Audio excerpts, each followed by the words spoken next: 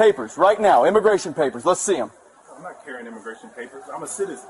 Don't play smart with me. If you don't produce them, I'll detain you right here in this aisle. You don't have cause. I haven't done anything. You think I won't? Keep it up. You're coming with me. I know my rights, sir. I'm not moving. Last chance. Papers or cuffs? I have nothing.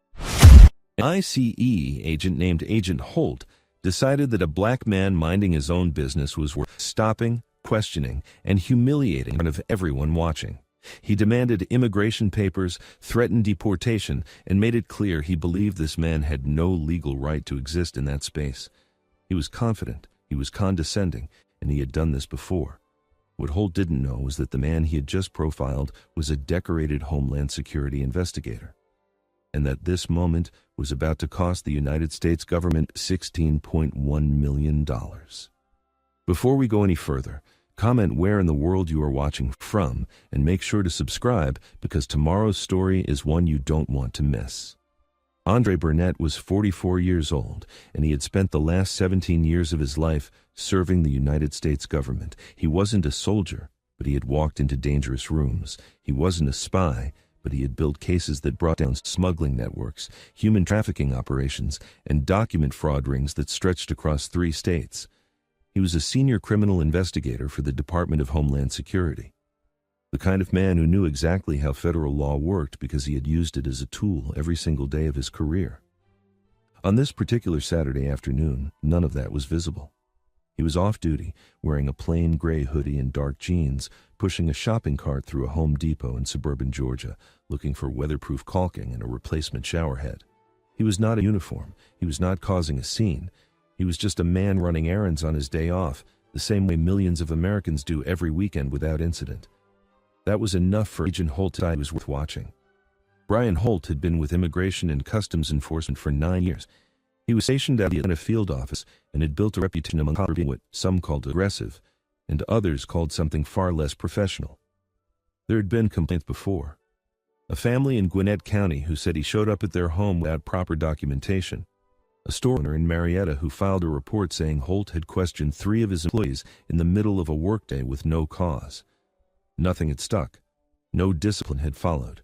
And so Holt had continued operating the way he always had, with the kind of confidence that comes from never being told no. When he walked into that Home Depot that afternoon, off-duty himself, but never quite able to turn it off, he saw Andre Burnett standing in the hardware aisle and made a decision in seconds. He didn't see a federal investigator. He didn't see a 17-year government servant, a black man he didn't recognize, and decided that was reason enough. He approached slowly at first, positioning himself at the end of the aisle the way some when they want to make sure there's no easy exit. Andre noticed him, but didn't react. He had learned long ago not to flinch first. He placed a tube of caulking in his cart and moved toward the fixtures section. And that was when Holt closed the distance and spoke. "Hey, I need to see some ID and proof of status." Andre stopped. He turned around slowly and looked at Holt with the steady, measured expression of a man who had spent years interviewing criminals and never once let them see him blink. He asked Holt calmly what the basis was for the request. Holt didn't answer the question. Instead, he stepped closer, lowered his voice just enough to make it feel like a threat, and told Andre that he could either cooperate right there or the next conversation they had would happen in a detention facility. He said it like he meant it. He said it like he had said it before. What was unfolding in that aisle was not a random immigration check. It was a pattern wearing a badge, and Andre Burnett, standing there with a shopping cart and a 17-year federal career behind him, was now at the center of it. He hadn't raised his voice. He hadn't reached for anything. But something behind his eyes had shifted. Because he understood exactly what was happening, and more importantly, he knew exactly what came next. Andre Burnett had interviewed hardened criminals in windowless rooms. He had sat across from men who threatened him, lied, and tried to intimidate him using every tool available to them. He knew what a power play looked like because he'd watched professionals attempt it for 17 years. What was happening in this Home Depot aisle was amateur by comparison. But that didn't make it any less dangerous, because Agent Holt wasn't just being aggressive. He was being aggressive in public, in front of witnesses, with a federal badge on his hip and the full assumption that no one was going to stop him. Andre kept his voice level and asked Holt a second time to state his legal basis for the stop. Holt ignored the question again. Instead, he pulled out his ICE credentials and held them up like they ended the conversation. He told Andre that he was acting on reasonable suspicion and that failure to comply was only going to make things worse for him. The words, "for him," landed deliberately. This was not the language of a routine inquiry. This was the language of someone who had already decided how the story ended and was simply moving toward that conclusion. What Holt didn't do, what he never stopped to consider, was to ask himself why the man standing across from him wasn't scared. Most people flinch. Most people, when a federal agent with a badge gets close and starts using words like detention and compliance and reasonable suspicion, feel their hands go cold. Andre Burnett's hands were warm, his breathing was controlled, his eyes were tracking everything. Holt's body language, the distance between them, the two other shoppers who had slowed down near the end of the aisle and were now pretending to look at pipe fittings while clearly listening. Andre was not panicking. He was documenting. There is a difference, and it is a difference that only someone trained to build federal cases would understand in real time. Holt took that stillness as defiance and decided to escalate. He got his video. He called it in as a potential immigration violation and requested backup, describing Andre as an uncooperative subject refusing to provide documentation. Those words, uncooperative subject, are not neutral. In federal enforcement language, they are a flag. They signal danger. They invite a response that matches the label, not the reality. And within minutes, 2 more ICE agents arrived at the entrance of that Home Depot and began moving toward the hardware aisle with the kind of purposeful stride that makes other shoppers step back and reach for their phones. Andre watched them come. He still hadn't raised his voice.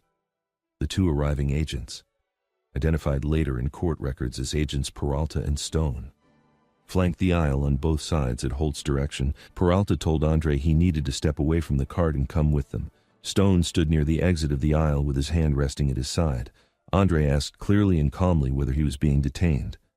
Peralta said yes. Andre asked on what grounds.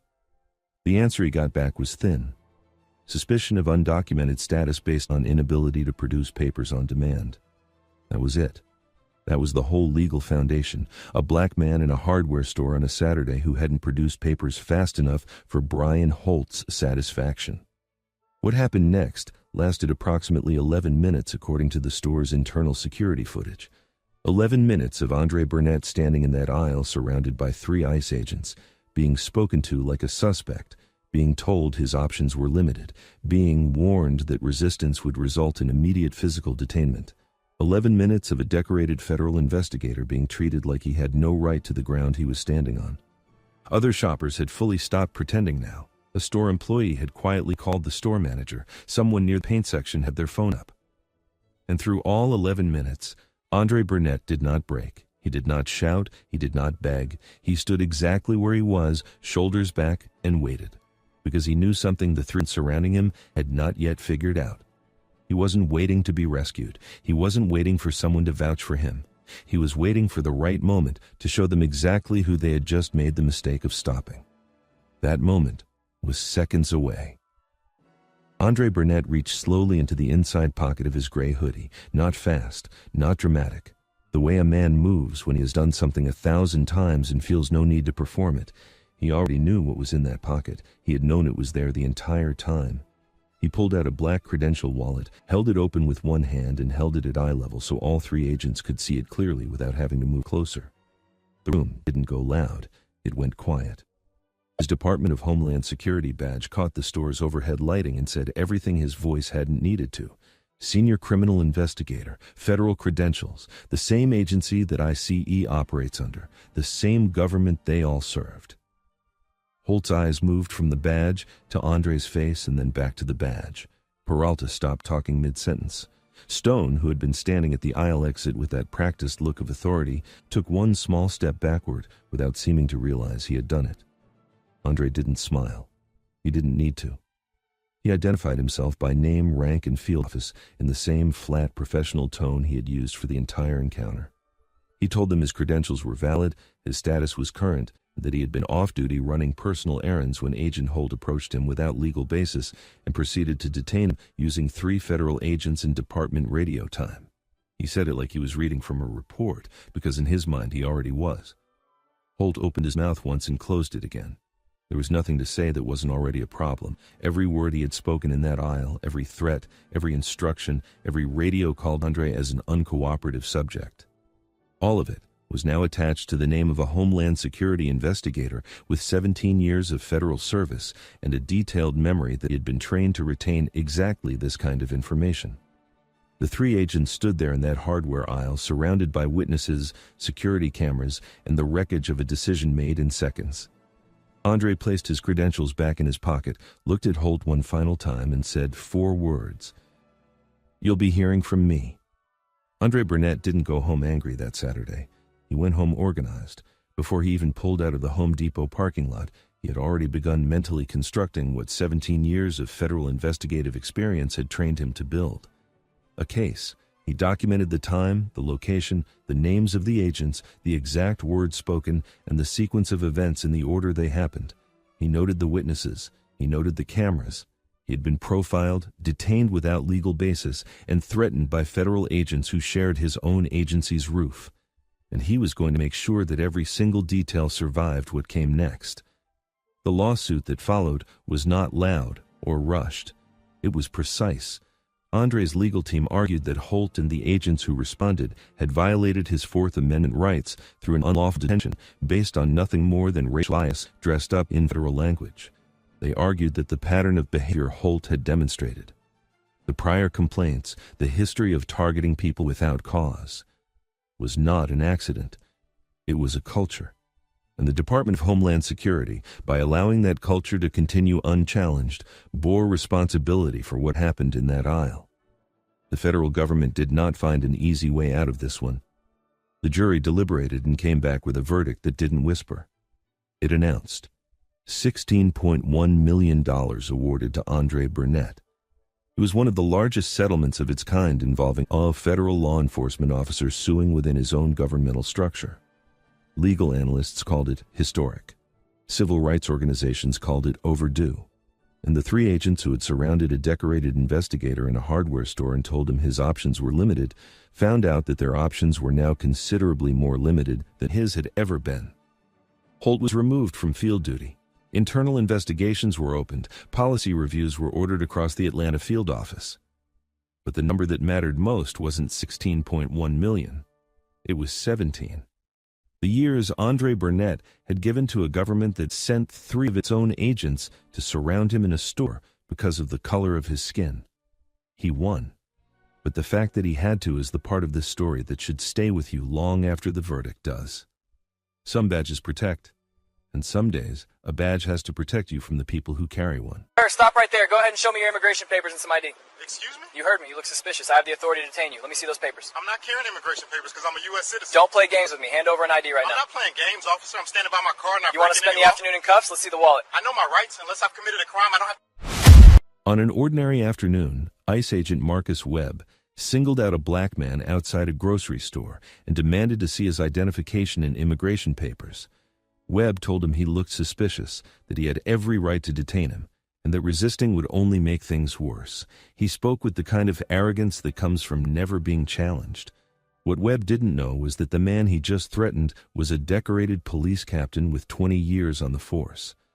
And every single word Webb said was already being used to build a $12.4 million lawsuit against him.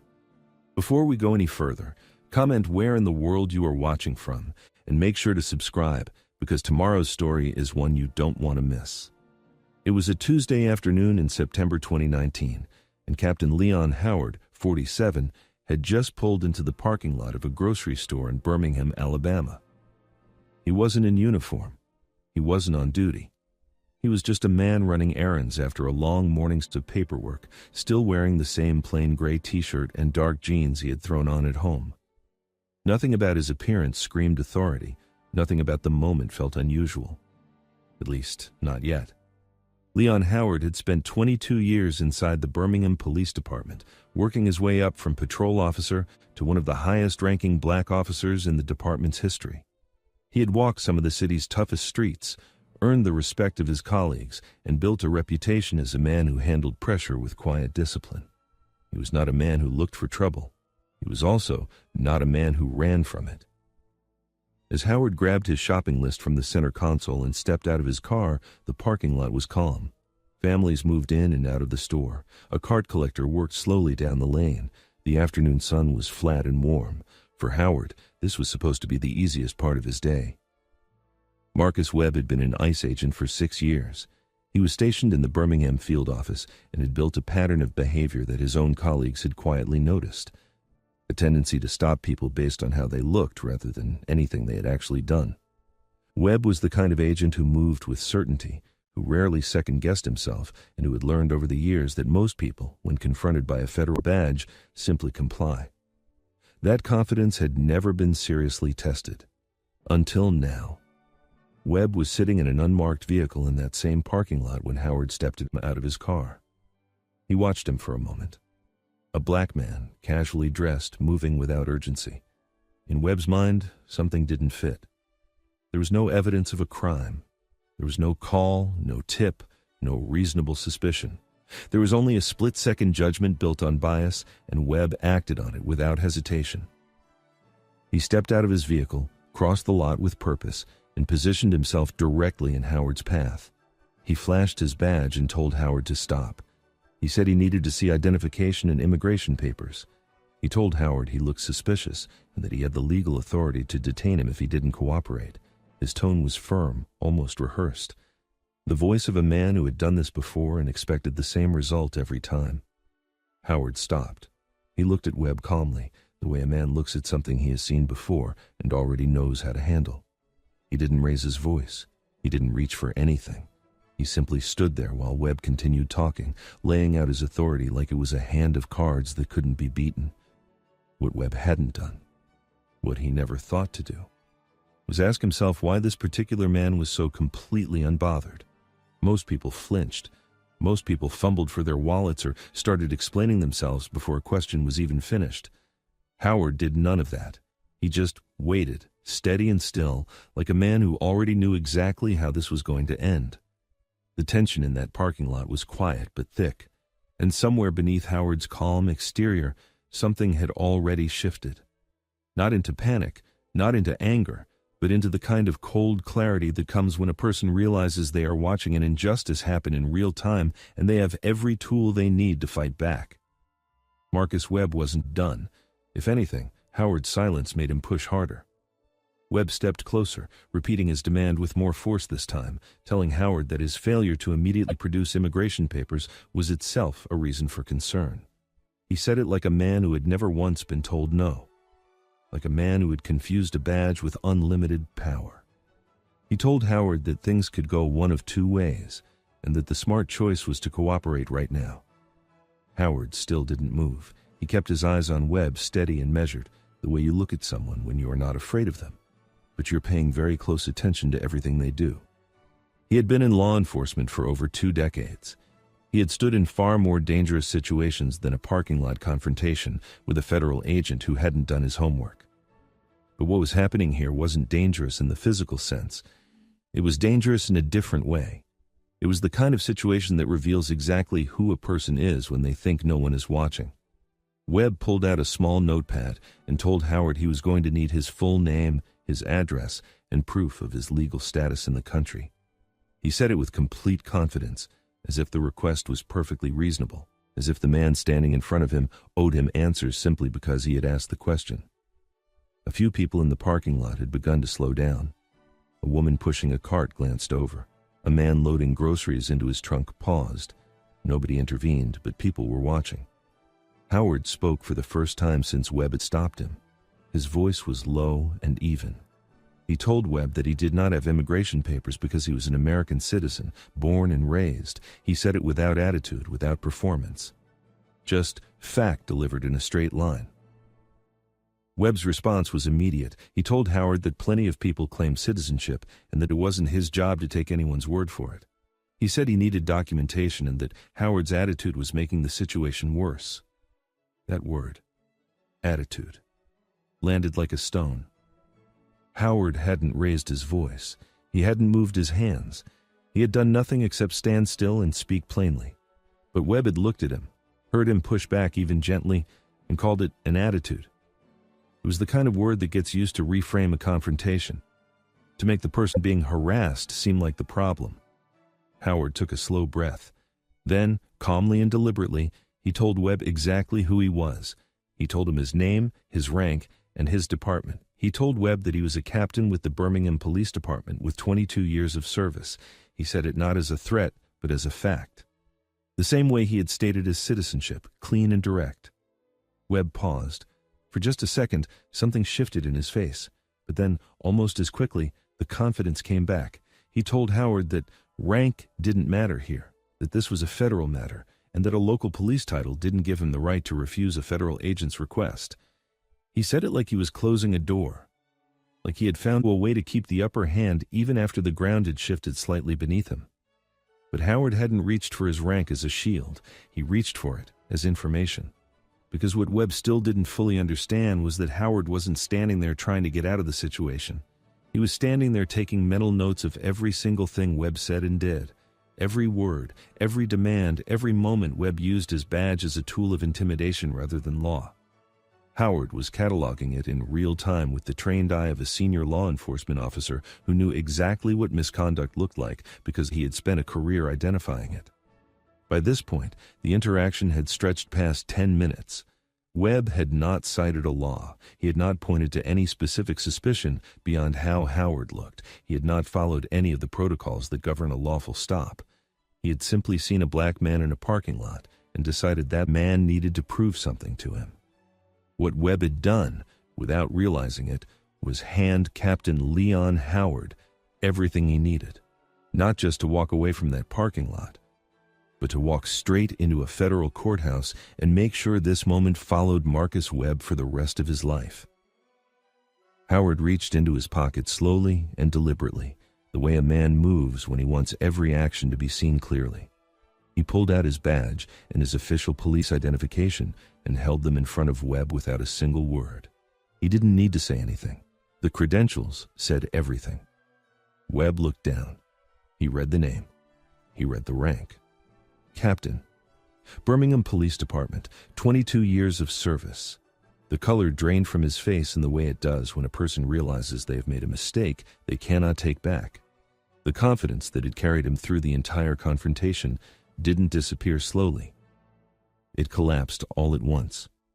He opened his mouth. What came out was not an apology. It was fumbling. A half-formed sentence about procedure, about doing his job, about how he had no way of knowing. The words fell apart before they were finished because even Webb could hear how hollow they sounded, standing next to what he had just done. Howard put his badge away and looked at Webb the way a senior officer looks at someone who has just failed in a way that cannot be quietly corrected. He told Webb that he understood he had a job to do. Then he told him that what just happened was not that job. He said it quietly, without drama, and that quietness made it land harder than shouting ever could have. A small group of bystanders had gathered at a distance. Nobody cheered. Nobody said anything. The parking lot had gone very still, the way places do when something serious has just become impossible to ignore. Webb stepped back. The notepad went away. The authority he had worn so comfortably for the past 15 minutes was gone, and what was left was a man standing in a parking lot who had just racially profiled a senior law enforcement officer in front of witnesses, on camera, with no legal justification whatsoever. Howard walked toward the store entrance, grocery list still in his hand. He had come to run an errand. He was going to finish it. But before the doors slid open, he had already made his decision. This was not going to be a story that disappeared quietly. Marcus Webb had made sure of that himself. Captain Leon Howard didn't go home that evening and let it go. He sat down, documented everything, and the following morning he walked into the offices of a civil rights attorney and laid out every detail of what Marcus Webb had done in that parking lot. The date, the time, the words, the demands, the badge used as a weapon against a man who carried one of his own. His attorney listened, and when Howard finished, the attorney said 4 words. "We have a case." The lawsuit was filed against Marcus Webb and the federal agency that employed him, alleging racial profiling, violation of constitutional rights, and abuse of federal authority.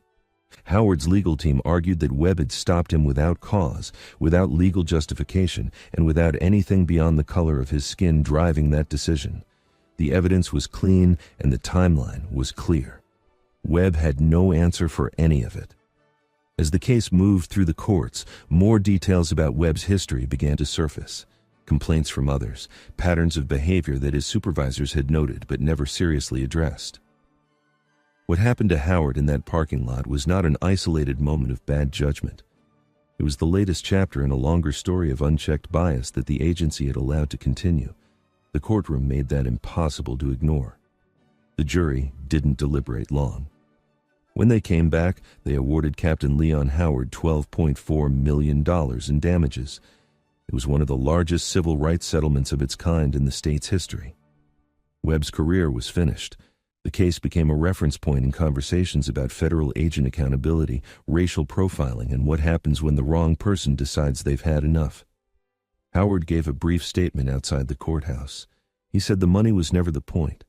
He said he thought about every person who had been stopped the same way he was stopped, but didn't have a badge to pull out, didn't have 22 years of credentials to fall back on, and had nobody to call. He said he did it for them. Captain Leon Howard went to the grocery store on a Tuesday afternoon to run an errand. What he came back with was justice. And a reminder to everyone watching that dignity is not something you earn by proving who you are to someone who never had the right to ask. Watching that dignity is not something you earn by proving who you are to someone who never had the right to ask. Coming from today? Tucson. I was meeting a client there. Just you in the car? Yes, sir. Why is that? Folks usually got passengers. You ain't got family with you? I'm on a business appointment, alone.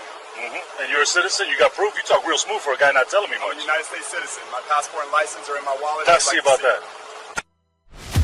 Border Patrol agent Craig Sutton was known at his station for being aggressive with people he personally deemed worth watching. When he spotted a black man traveling alone with nothing but a bag and a calm expression, Sutton decided that was enough reason to stop him. He stepped directly in front of the man, demanded his documents, and made it clear he had the power to ruin his entire day without a single explanation. What Sutton had no idea about was that the man he was speaking to had a badge, a rank, and a legal team that was about to make his name known in every courtroom in the country. Before we go any further, comment where in the world you are watching from, and make sure to subscribe, because tomorrow's story is one you don't want to miss. It was a regular Thursday afternoon in August 2019 when Captain Raymond Shipman, 47 years old, pulled up to the Interior Border Patrol checkpoint on Interstate 19 in southern Arizona. He wasn't on duty. He wasn't chasing a case or following a lead. He was simply a man on personal travel, heading back after a quiet trip, wearing civilian clothes, carrying nothing but a bag and the kind of calm that comes from over 2 decades of doing one of the hardest jobs in America. Shipman had joined law enforcement at 25 years old and had spent 22 years working his way through the ranks of the Tucson Police Department. He hadn't been handed anything. Every promotion, every commendation, every stripe on his sleeve came from years of working difficult neighborhoods, managing high-pressure situations, and earning the respect of the people under his command. By the time he reached the rank of captain, he had supervised hundreds of officers and handled cases that most people never see outside of a documentary. He understood the law not just as a concept, but as something he had lived and enforced every single day of his adult life. On this afternoon, none of that was visible. There was no uniform, no badge clipped to his belt, no patrol car. He was just a black man in his late 40s, traveling alone through a checkpoint in Arizona, and for Agent Craig Sutton, that was apparently enough. Sutton had been stationed at the Interstate 19 checkpoint for 3 years. People who worked alongside him described his style as aggressive, particularly with certain travelers. He had a habit of extending stops beyond what the situation called for, asking questions that had nothing to do with border security, and using his authority as a pressure tool rather than a professional one. Complaints had been filed, supervisors had been made aware, and yet Sutton remained at that checkpoint, waving some cars through in seconds and pulling others into something that felt far less routine. When he saw Shipman's vehicle slow to a stop at the checkpoint lane, something shifted in him. He didn't wave him through. He didn't ask the standard question and move on. Instead, Sutton stepped away from his post and moved directly toward the driver's side window with an energy that had nothing to do with procedure. "Where are you coming from?" he asked. His tone wasn't curious, it was pointed. Shipman answered calmly. He told Sutton where he had been and where he was headed, a straightforward answer to a straightforward question. But Sutton wasn't satisfied. He followed up with another question, then another, each one pushing further than the last. He asked about the purpose of the trip, how long Shipman had been in the area, and whether there was anyone who could verify his story. The questions weren't standard. They were the kind of questions you ask when you've already decided something is wrong and you're just looking for the words to justify it. Shipman stayed composed. He had spent over 2 decades in rooms with people far more aggressive than this, and he knew how to hold himself steady when someone was trying to knock him off balance. But even with all that experience, something about this stop didn't sit right. The tone was off. The length of it was off. The way Sutton was looking at him, scanning him, studying him, felt less like law enforcement and more like something else entirely. What had started as a routine checkpoint stop was quietly becoming something much more serious, and neither man had said the word that was hanging in the air between them yet. But it was coming. What began as an uncomfortable stop at a checkpoint was about to turn into something that would shock every law enforcement professional who heard about it. Sutton wasn't done. In fact, he was just getting started. And the more Captain Shipman held his composure, the more determined Sutton seemed to become. Because for a man like Sutton, calm wasn't reassuring. It was suspicious. Sutton stepped back from the window and radioed for a secondary inspection. He didn't explain why. He didn't cite anything specific that Shipman had said or done. He simply made the call, and within minutes Shipman was being directed to pull his vehicle into the secondary inspection area, a covered bay off to the side of the main checkpoint lanes where vehicles were held for deeper scrutiny. People passing through the main lanes could see it. It was visible, it was public, and it was humiliating in the quiet way that only someone who has never been put in that position could fail to understand. Shipman pulled over as instructed. He was still calm. He stepped out of the vehicle when asked and stood with his hands visible, the way any experienced law enforcement officer would. He wasn't hostile. He wasn't argumentative. He was cooperative in the most complete sense of the word. But cooperation wasn't changing anything about how this was going. It was at this point that Shipman made a decision. He identified himself. He told Sutton clearly and directly that he was a police captain with the Tucson Police Department, that he was off-duty and traveling personally, and that he had his credentials with him. It was a reasonable thing to do. In most situations involving 2 people in law enforcement, that information would shift the entire tone of the conversation. A mutual recognition would settle in, the tension would drop, things would move forward professionally. That is not what happened. Sutton looked at him and continued as if Shipman hadn't said a word.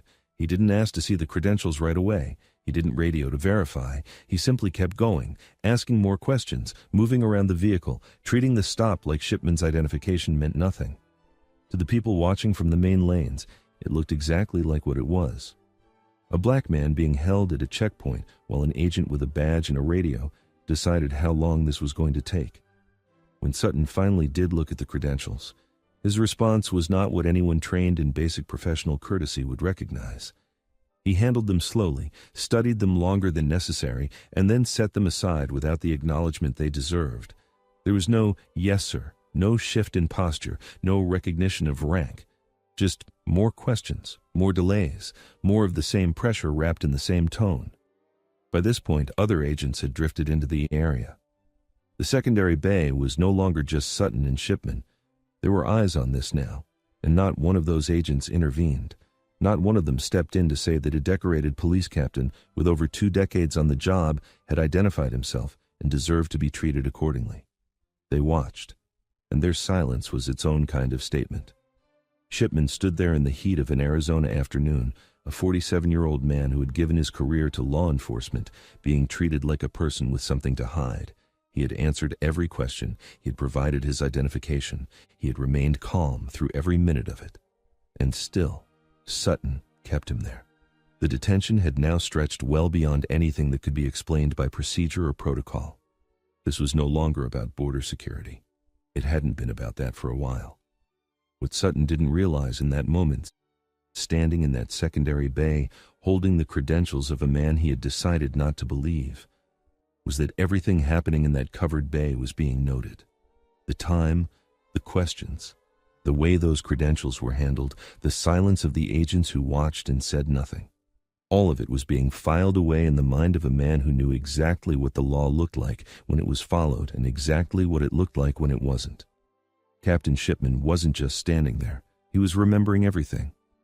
There is a moment in every situation like this one where the truth becomes impossible to ignore, where all the authority someone thought they had runs directly into something they cannot explain away or outlast. For Agent Craig Sutton, that moment arrived quietly, but it hit like a wall. A supervisor was called to the secondary bay. Whether it was routine or because someone nearby had grown uncomfortable with how long this was taking, the result was the same. A senior agent walked into that covered bay, looked at the situation in front of him, and asked for Shipman's credentials. He reviewed them carefully, and unlike Sutton, he understood immediately what he was looking at. The man they had been detaining for well over an hour was not a suspect. He was not a person with something to hide. He was a sitting police captain with 22 years on the job, a clean record, and every legal right to be exactly where he was. The supervisor's expression shifted. The energy in that bay shifted with it. Sutton was pulled to the side. The conversation between him and his supervisor was short.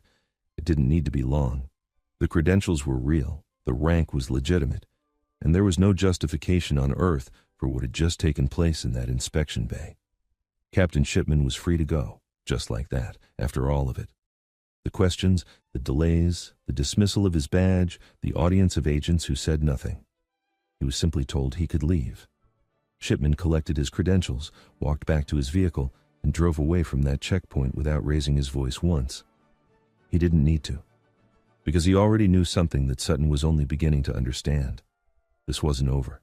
In fact, it was just beginning. Within days, a formal complaint was filed. Then came the lawyers. Then came the documentation. Every minute of that detention laid out in legal language that left no room for interpretation. What Sutton had dismissed as a routine stop was now a federal civil rights case, and Captain Raymond Shipman, the man he had refused to believe, was the one sitting across the table with the evidence. The federal courthouse was a long way from that dusty inspection bay on Interstate 19, but everything that happened in that bay followed Craig Sutton all the way there. Every question he asked that had no business being asked, every minute he held a man who had already identified himself, every agent who stood in that bay and said nothing. All of it came with a price tag. And the jury was about to decide exactly how much it was worth.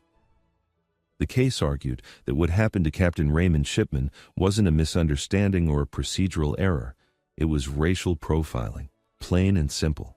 His legal team presented the timeline, the credentials that were dismissed, the length of the detention, and the pattern of behavior that Sutton had been allowed to carry on with for years while supervisors looked the other way.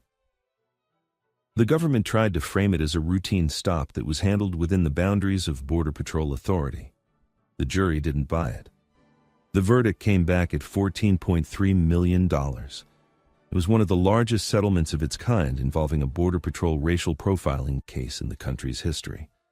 But what that number represented went far beyond Captain Shipman. It was a statement. It said that a badge does not protect you from bias. It said that rank, composure, and cooperation are not always enough when someone has already decided who you are before you open your mouth. And it said that silence, the silence of every agent who stood in that bay and watched, is never truly neutral. Sutton's career did not survive what followed.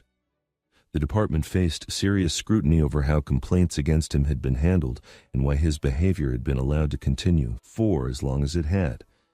The checkpoint on Interstate 19 became a reference point in national conversations about racial profiling within federal law enforcement. As for Captain Raymond Shipman, he didn't walk away from law enforcement bitter. He walked away proven. 22 years of service had given him the tools to handle that afternoon with dignity, and the system, slow and imperfect as it is, had eventually delivered accountability. He was always who he said he was. It just cost $14.3 million to make one man believe it. Hey, what are you doing out here, huh? Where you from? You got papers on you, or are you just hanging out? I'm just standing here, sir. I'm from right here, born in L.A. Yeah, you sure about that? Let me see some ID, something that says you're even supposed to be in this country. I'm a United States citizen. I'm also sergeant with the city police department. 2 ICE agents saw an Asian man and made an assumption that would define the rest of their careers. They stopped him, surrounded him, and made it clear they believed he didn't belong here. What they didn't know was that this man had spent over 2 decades in law enforcement, had trained to handle situations far more dangerous than this one, and was already building a case in his head that would end with a federal court handing him $14.1 million. Before we go any further, comment where in the world you are watching from, and make sure to subscribe, because tomorrow's story is one you don't want to miss. It was supposed to be a normal day off. No uniform, no badge on display, no radio crackling with emergency calls. Just a man running a simple errand in his own neighborhood, moving through his day the same way millions of Americans do without a second thought. That man was Stephen Liang, a 47-year-old police sergeant based in California, with over 22 years on the force. But Liang was not just any sergeant. He was a SWAT team leader, the kind of officer departments spend years building, the kind of man who trained for hostage situations, high-risk entries, and split-second decisions where the wrong call costs lives. He had spent more than 2 decades earning that position, proving himself in rooms and situations most people will never see the inside of. On this particular day, though, none of that was visible. He was in plain clothes, relaxed, just a man going about his life in the country he had spent his entire career serving. That was exactly the problem, at least in the eyes of the 2 ICE agents watching him.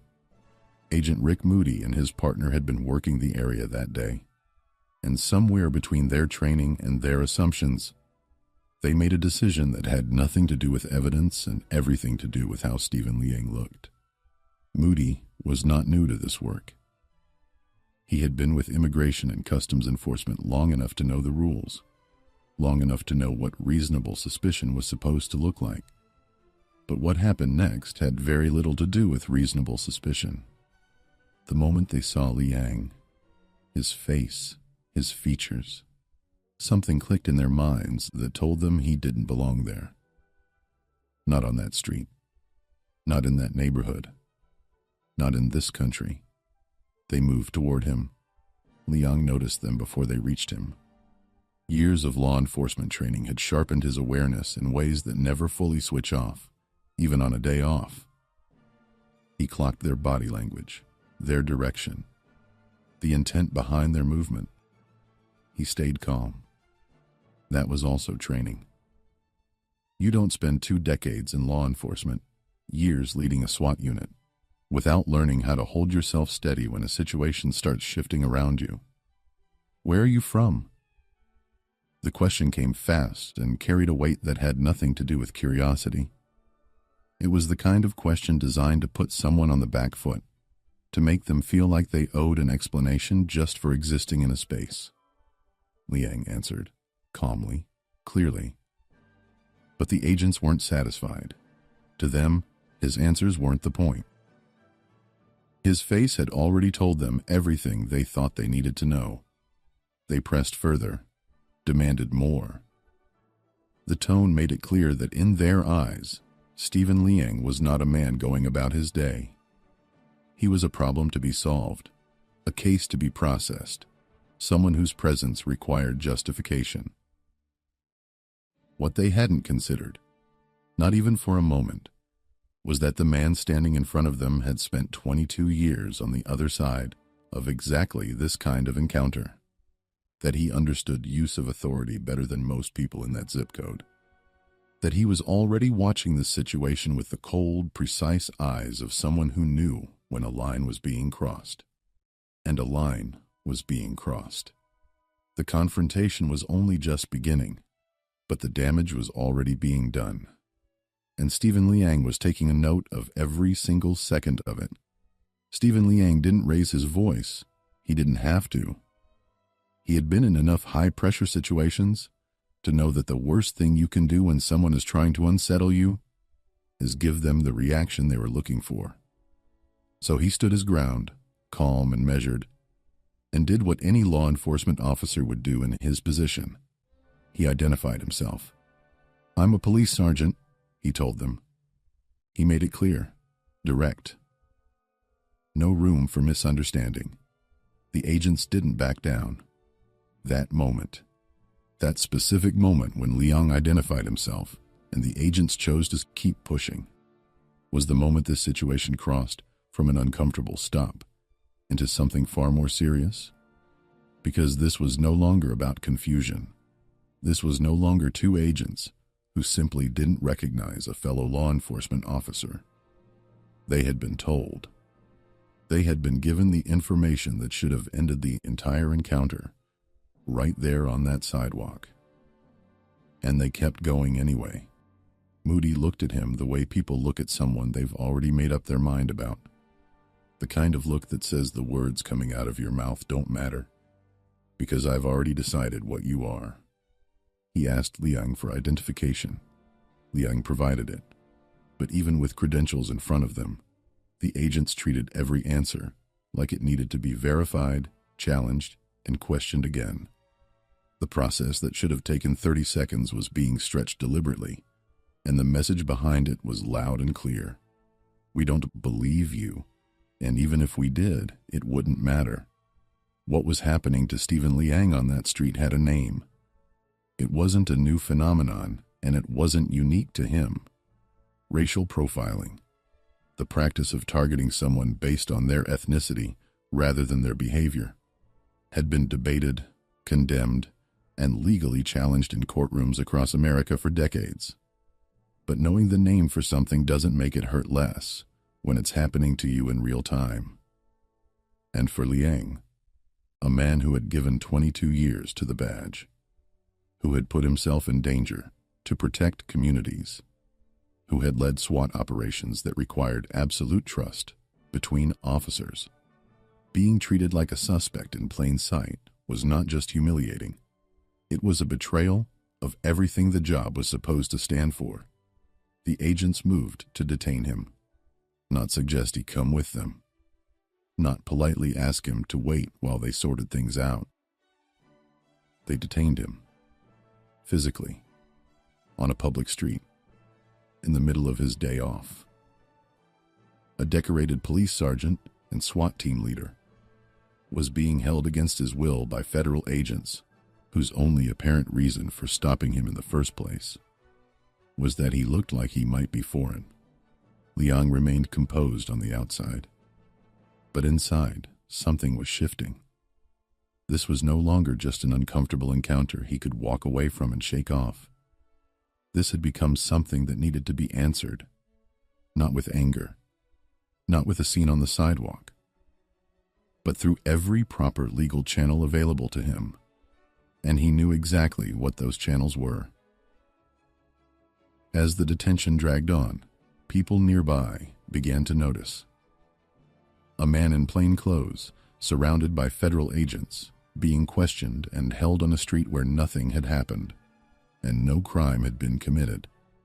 To anyone watching without context, the image itself told a story. And in America, in 2023, that image carried enormous weight. The agents eventually let him go. No arrest, no charges, no evidence of anything because there was nothing to find. Stephen Liang walked away from that sidewalk, the same law-abiding, decorated, highly trained officer he was when he woke up that morning. But something had been set in motion that the agents didn't see coming and couldn't stop. The moment they let him walk, he already knew what the next step was going to be. He wasn't just going to report what happened. He was going to make sure that what happened to him on that street, the assumption, the detention, the dismissal of his credentials, all of it, was going to be examined under the brightest legal light possible, and the people responsible were going to have to answer for every single second of it.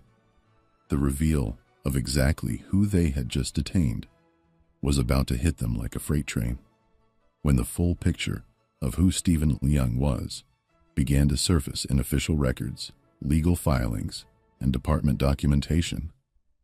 The weight of what those agents had done became impossible to ignore. This was not a man without a voice.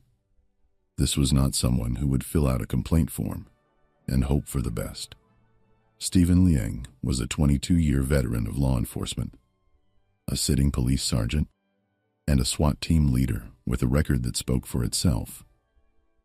The same federal system that employed the agents who detained him now had to sit across from his attorneys and reckon with the fact that their agents had racially profiled, stopped, and physically detained one of their own, a decorated officer with more training, more experience, and more legal knowledge than most people in that entire encounter combined.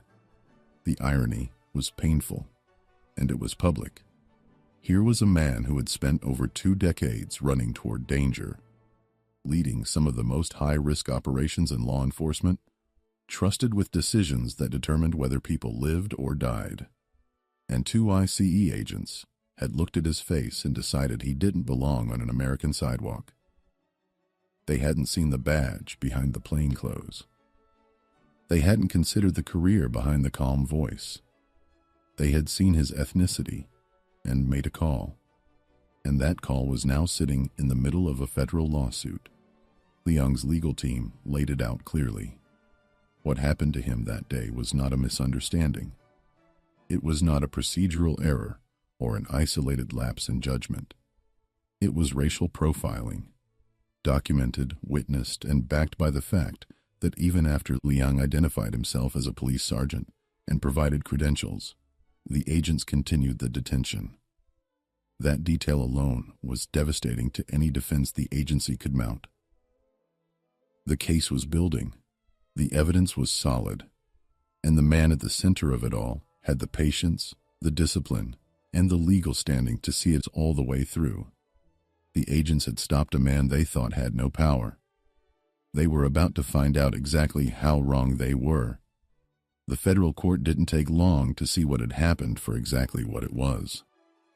When all the evidence was laid out, when the timeline of that encounter was placed under legal scrutiny and examined piece by piece, the verdict came back with a clarity that left no room for debate. Stephen Liang was awarded $14.1 million in damages, one of the largest settlements of its kind in a racial profiling case, involving federal agents in recent American history. That number was not just compensation. It was a statement. It said that what happened on that sidewalk had a cost, that detaining a man because of his face, dismissing his credentials, and holding him against his will without cause was not a minor procedural mistake that could be quietly buried in an internal review. It was a violation of his rights, of his dignity, and of the very laws those agents were supposed to be enforcing. For Liang, the money was never the center of it. He had said as much publicly. What mattered to him was the acknowledgement, the legal record that would exist permanently, stating clearly that what was done to him was wrong. That a man with 22 years of service, a SWAT team leader who had given his career to protecting others, deserved to walk down a street in his own country without being treated like a suspect for the way he looked. The case also forced a wider conversation about how ICE conduct stops, about the assumptions federal agents carry into the field, about what racial profiling costs, not just the individuals it targets, but the institutions that allow it to happen, and the taxpayers who eventually foot the bill for the settlements that follow. Stephen Liang went back to his life, back to his department, back to the work he had never stopped believing in, even when the system failed him. That in itself said everything about the kind of man he was. The agents who stopped him that day had looked at his face and seen someone without power. What they got in return was a federal judgment, a $14.1 million lesson, and a permanent place in the record books as the people who made one of the most expensive assumptions in the history of American law enforcement. Some mistakes you don't get to walk away from.